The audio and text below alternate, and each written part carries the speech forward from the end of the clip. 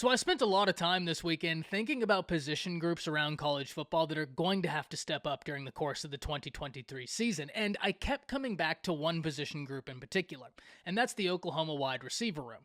And we've talked very briefly about how Jaleel Farouk could be in for a big season and how his production is going to be something that Oklahoma leans on, but what about the names outside of Jaleel Farouk? What could Oklahoma expect to see in terms of wide receiver production for the course of the 2023 season, and why do I think it's so important? Before we can go into answering all of this, y'all know the drill. I have got to hear from you. Hop down to the comments, give me a Y for yes or an N for no. Do you believe we see the Oklahoma Sooners wide receiver room really take a step up in production this year?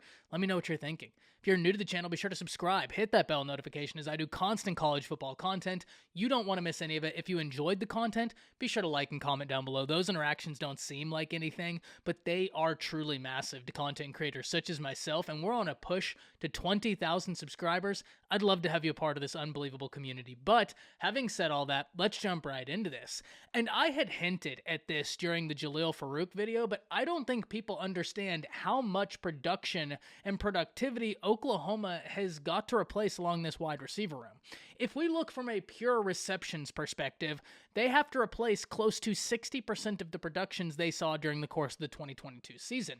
If we're looking at a production standpoint, they have to replace roughly 67% of the production they saw. So OU is looking at their wide receiver room, and while they're very glad that names such as Jaleel Farouk are still there, someone who is able to get a lot of looks this season, and Drake Stoops, someone else is going to have to step up. Because if we look of the top 6 pass catchers for the Oklahoma Sooners, only 2 remain on roster, being Jaleel Farouk and Drake Stoops. If we look, Eric Gray came in as number 6 on the receptions leaders for the Oklahoma Sooners with 33. The next closest was Barnes with 8. So there was a statistical drop-off, and because of that, being able to replicate the season you just had is going to be paramount for the Oklahoma Sooners because you don't have Marvin Mims anymore. You don't have Theo Weiss anymore, and you don't have some of the playmakers that were able to give you so much relief. However, what you were able to do is recruit the wide receiver position at a very high level, get great additions in the transfer portal, and a tight end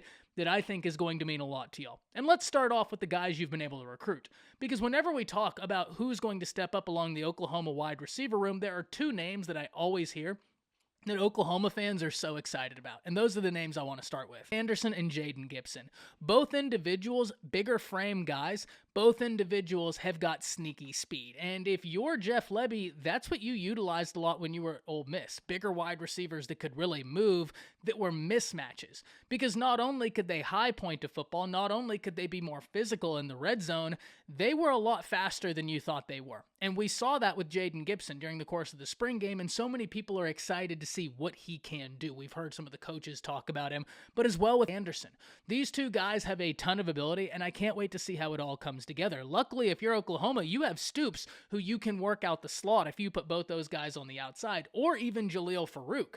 Because one of the reasons I highlighted Jaleel Farouk in particular is because it was very key that Jeff Lebby thought this was a guy that Oklahoma needed to utilize in several different fashions to make the offense go. Whether that was using him in the run game, in the pass game, or as a decoy, that's when you know that you like what you have in a player. When you start using them as a decoy, whenever you want to get a defense thinking they're a threat without the ball in their hand, that's a pretty good indication that that guy right there, he's going to have a big part of your offense, and I think Farouk absolutely will. But being able to move Farouk all over the wide receiver room, right? Whether he's outside, inside, I think that gives Oklahoma a lot of breathing room in what they're able to do outside of Jaleel Farouk, or even a Drake Stoops, who is a sneaky good wide receiver. I think he kind of gets tossed aside, not to Oklahoma fans, but to college football fans in general, because they don't understand how clutch he is. But if you look at some of the biggest moments for the Sooners, Drake Stoops came up big. And for them to be able to get that back, I think they have got to be very excited. But another name they recruited that I did want to talk about before we get into some of the transfer portal additions and then the tight end, Petaway. This dude right here was a straight-up burner at the high school level, and he was a guy that I said could see a 5th star. Now, inevitably, he ended up as a 4-star wide receiver, and that's because the 5 stars this year are insane, really. The class of 2023 was insane in terms of talent. If you really want to get technical into it, I think they could have given a few more guys 5 stars, but they try and replicate the NFL draft where they try and keep as close to 32 5-star prospects as they can. Pettaway has all the ability you could want, though, and he is a burner. If you're able to put him at that slot wide receiver position, I think he could be a nightmare for defenses. And though he's young, though he's a freshman, I actually wouldn't be shocked at all to see him get some playing time because he has speed you just can't teach. And whenever you have someone that has that sort of speed, and not only speed, but pure playmaking ability, it's one thing to have a ton of straight line speed. It's another thing entirely to be just as dangerous when you have the ball in your hand. And that's what Pettaway gives you. That can make a lot of problems for a defense, especially if you have a Farouk that's moving around everywhere. Now they're so interested in where Farouk's going, you turn and Pettaway just went on a wheel, going right to the empty space that they just motioned Farouk out of. That's something I could easily see Jeff Lebby doing. He's done things like that. You can get really creative, man, with some of these players that you have. But now let's turn our attention to the transfer portal room, because there are some guys that OU got via the transfer portal that are kind of being forgotten, and I don't think they need to be. And of course, we're talking LV Bunkley Shelton and JJ Hester. And whenever we're talking LV Bunkley Shelton, he gives Oklahoma something that outside of Drake Stoops and Farouk and the tight end who we're going to be talking about in Austin Stogner, you just don't have. Good experience. Good experience at the college football level. LV Bunkley Shelton was a big part of that Arizona State offense a few years ago, and he is a really good wide receiver working out the slot. And this is where it gets so interesting for Oklahoma. Because of the way your wide receivers are, the stylistic differences in the room, you've got a lot of options. And I keep coming back to Jaleel Farouk because his ability to play inside or outside is going to help the whole wide receiver room maximize their ability. That's part of the reason why he is such a key piece to this offense in 2023. Even when he doesn't have the ball, I'm going out on a limb right now, and if I'm wrong, I'm wrong. It is what it is. I'm going out on a limb right now that Farouk is going to be a massive cogwheel to that offense. And I know I've said it a few times, so I'm sorry to keep saying it. The more I watch of him, the more and more I get excited to what he's going to do and what Lebby's going to do with him with some of these other guys. And LV Bunkley Shelton could be one of them. Because here recently, I went back and started watching some old Arizona State footage, and one thing that was very clear to me, Bunkley Shelton is a very sharp route runner. That guy right there is a very crisp route runner, and if you're Oklahoma, you're replacing a lot. He has college football experience. He knows what it takes to be successful in college football, and he can use that to transition for you. That's a name I think we need to keep at the forefront of our minds. But not only Bunkley Shelton, what about JJ Hester? Someone who transferred to Oklahoma from Missouri, someone who has got a ton of speed, but injury kind of sidelined them during the course of their first season with the Oklahoma Sooners. And just like I said with Pettaway, you can't teach speed.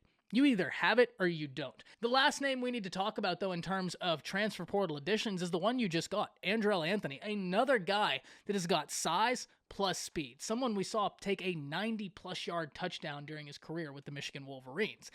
And I think I'm beginning to paint a picture here. Jeff Lebby likes a certain type of wide receiver, and this isn't news. We talked about this when Jeff Lebby went to Oklahoma. He likes your big wide receivers that can move, because why wouldn't you? They're instant mismatches, and especially when you can start using the stylistic differences present in the room to create havoc for defense, I think it's going to be a ton of fun. But I did want to end this video talking about an addition in Austin Stogner, the tight end, that is going to be key for the Oklahoma Sooners. Because you lose your tight end, Willis, to the NFL draft, someone who was sneaky important to this Oklahoma passing game. How are you going to go about replicating that? And I know some of you have heard me say this so many times, you could scream. If you have new alongside your offense, great running back play, great tight end play. Can be a new quarterback or a new offensive coordinator's best friend. Now, in the case of the Oklahoma Sooners, there's not new in the quarterback position. There's not new in the offensive coordinator position. But what there is new is faces in the wide receiver room. You get a guy in Austin Stogner who has been at Oklahoma before. He has been a productive player in college football before, and he can be an instant mismatch. Game one. I think Stogner is going to be utilized heavily, and I can't wait to see it. Not only is he a great player, he has got a fantastic story, and I think a lot of y'all know me at this point. I'm a sucker. I am an absolute sucker for a great story. But I'm going to go ahead and get out of here. As many of you can probably hear, my voice is not cooperating with me today, and it has been going in and out. I was able to get this video out, and keeping it good for the live stream later this evening, 5:30, 5 o'clock Central Standard Time. I'll let y'all know when it kicks off, but I can't wait to hear from you. Hop down to the comments, let me know who you're excited to see in the wide receiver room.